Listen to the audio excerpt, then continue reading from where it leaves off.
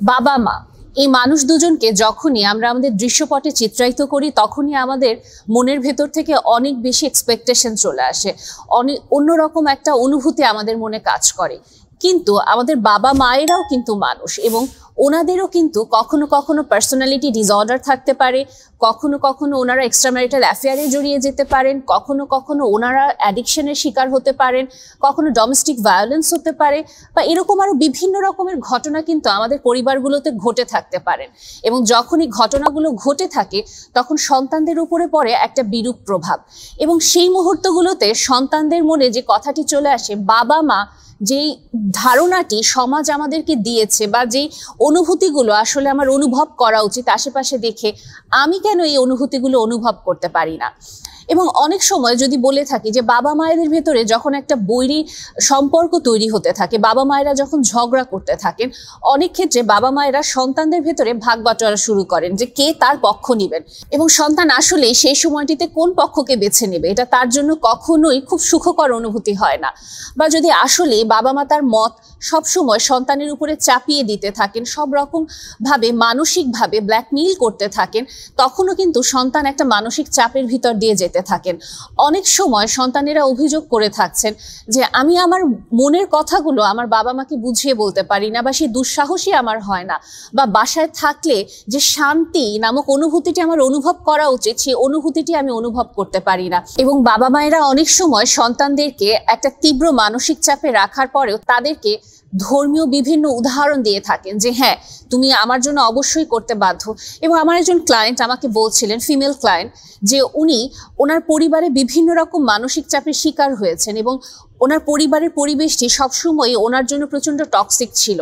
বিয়ের পরে যখন উনি ভেবেছিলেন যে উনি নিজের মতো করে একটু বাঁচবেন, সেই মুহূর্তেও ওনার বাবা মার কারণে উনি বুঝতে পারছিলেন ওনার সংসারটি আবার ভেঙে যাচ্ছে। এবং তখন ওনার বাবা মাকে উনি যখনই খুব পোলাইটলি অ্যাপ্রোচ করতে চাচ্ছিলেন যে আমার পক্ষে এই জিনিসগুলো কষ্টকর হচ্ছে, বাবা তখন বলছিলেন যে তিনি সন্তান হিসেবে বাধ্য এই কথাগুলো করতে, এবং এটাও বুঝতে পারছিলেন যে তার স্বামীর সাথে তার দূরত্ব চলে আসছে। এবং সেই মুহূর্তটি এইটা যে শুধু একজনের ক্ষেত্রে হচ্ছে এটা কিন্তু এমন না, অনেক ক্ষেত্রে এরকম ভাবে বিভিন্ন রকম মানসিক চাপ অনেক সময় বাবা মারা দিয়ে থাকেন। কিন্তু এই জায়গাটিতেও আমাদের মাথায় রাখা উচিত সৃষ্টিকর্তা কখনো একার না, সৃষ্টিকর্তা অবশ্যই সবার জন্য আছেন। পাশাপাশি আরেকটু যদি বলি, যখন আসলে পরিবারটিতে অনেক বেশি একটা টক্সিক এনভায়রনমেন্ট তৈরি হয়ে যায় তখন একজন সন্তান আসলে কি করতে পারে। মূলত অবশ্যই বাবা মাদের এই এক্সপেকটেশনটি থাকে যে তোমাকে তো টাকা পয়সা দেওয়া হচ্ছে, তোমার পড়াশোনার খোঁজ রাখা হচ্ছে, জামা কাপড় খাবার সব দেওয়া হচ্ছে, কিন্তু এর পরেও তুমি কেন এত অভিযোগ করছো বা এত কেন বিষণ্ণতায় চলে যাচ্ছ। কিন্তু সেই মানসিক শান্তিটি হয়তো সন্তান ওই মুহূর্তে পাচ্ছে না।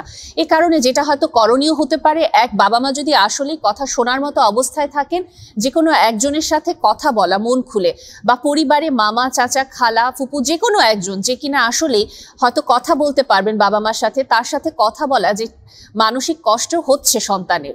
এবং তার পরবর্তীতে যেটা করতে পারে যে টক্সিক একটা মানুষকে ডিল করার জন্য আমরা সাধারণত বলে থাকি সেই মানুষটি যদি পরিবারের সদস্য হয়ে থাকেন আমরা যেন রুটিনটি আস্তে আস্তে পরিবর্তন করি, যাতে সেই মানুষটির সাথে আমাদের যে একটা দেখা হয় সেই দেখাটা একটু কমে আসে। হয়তো এক সময়ে যে খাবার একটা সময় থাকে সবাই একসাথে খাচ্ছি, বা একসাথে আমরা হয়তো বাসা থেকে বের হচ্ছি অফিসে বা স্কুলে বা কলেজে, এই সময়গুলো আমরা একটু পরিবর্তন করতে পারি যদি নিতান্তই একটা টক্সিক এনভায়রনমেন্ট আমাদের বাসায় তৈরি হয়ে যায়।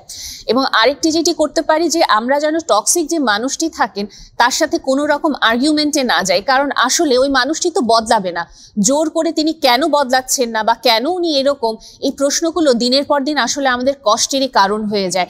আরেকটি যে বিষয়টি আমাদেরকে হয়তো একটু হালকা করতে পারে, আমি যেটা দিয়ে শুরু করেছি, বাবা মা হলেও ওনারা মানুষ, ওনাদেরও কিছু সীমাবদ্ধতা আছে। যখন আমরা ওনাদেরকে এই মানুষ হিসেবে দেখব তখন আমাদের খারাপ লাগাটা কিছুটা কমে আসবে তুলনামূলকভাবে। এটা গেল একটা দৃশ্যপট। আরেকটা দৃশ্যপট যদি আমি বলি যে অনেক সময় বাবা মা আসলে সন্তানের জন্য তার সর্বোচ্চ দেওয়ার চেষ্টা করছে, কিন্তু সন্তান তার মন মতো ইচ্ছে মতো করতে পারছে না দেখে বাবা মাকে খুব দ্রুত সোশ্যাল মিডিয়াতে টক্সিক উপাধি দিয়ে দিচ্ছে। উদাহরণস্বরূপ বলতে পারি, হয়তো সন্তান খুব বাজেভাবে গেমসে অ্যাডিক্টেড হয়ে যাচ্ছে বা অন্য কিছুতে অ্যাডিক্টেড হয়ে যাচ্ছে, বাবা মা যদি ওই সময়টিতে তার যত্ন নেওয়ার জন্য তার খোঁজ রাখার জন্য প্রশ্ন করছেন বা কোনো বিধিনিষেধ দিচ্ছেন, তখন সন্তান বলছেন তুমি প্রচন্ড টক্সিক প্যারেন্টস, তুমি জানো না, তুমি প্রচন্ড টক্সিক বাবা বা মা, তুমি জানো না কিভাবে সন্তান মানুষ করতে হয়। কখনো এটাও দেখা যাচ্ছে কেন বাবা মার যথেষ্ট পরিমাণে টাকা নেই যে সন্তান যা চাইছে সাথে সাথে তা আবদার পূরণ করে দেওয়া হচ্ছে না, তখনও বাবা মাকে বলা হচ্ছে টক্সিক। কাজে আমরা যখন বলবো আমাদের পরিবারের পরিস্থিতিটি অবশ্যই টক্সিক, তখন আমাদেরকে বুঝতে হবে যে আসলে আমি কি আমার অ্যাঙ্গেল থেকে দেখার কারণে বলছি, নাকি আসলে আমি যখন আমার বাবা মার পরিস্থিতি এবং নিজের পরিস্থিতি বিচার বিবেচনা করছি তখনই মনে হচ্ছে যে আমি আসলে ইমোশনালি ভালনারেবল ফিল করছি, আমার বাসার পরিবেশটি আসলে হয়তো টক্সিক হয়ে যাচ্ছে। কারণ অনেক সময় দেখা যায় যে দুই পক্ষেরই হয়তো ধীরে ধীরে কথা বলাটা কমে যাওয়ার কারণে ভুল বোঝাবুঝির সৃষ্টি হয়ে যায়।